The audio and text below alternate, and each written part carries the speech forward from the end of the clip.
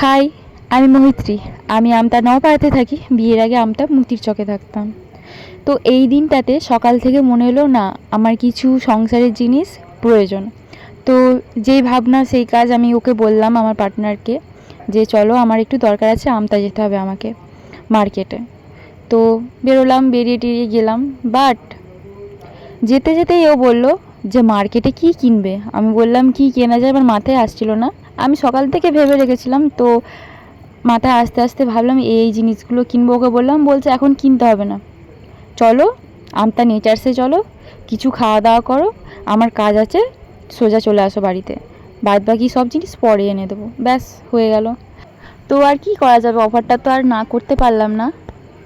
আর জানো তো, আমি বিশ্বাস করি মানুষ হিসাবে মানুষকে বোঝাটা খুবই জরুরি।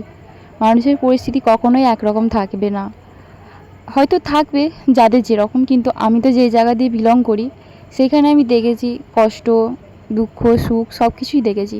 তো আমি আমার পার্টনারও এইটা বুঝতে চাই যে সবসময় পরিস্থিতি সমান থাকবে না, টাকা একদিন থাকবে একদিন থাকবে না, সেইভাবে আমাকে বুঝে চলতে হবে।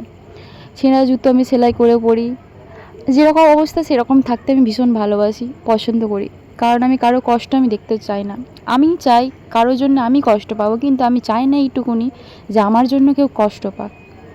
তো এই জন্যই হয়তো আমার হাজব্যান্ড আমাকে এত সাপোর্ট করে।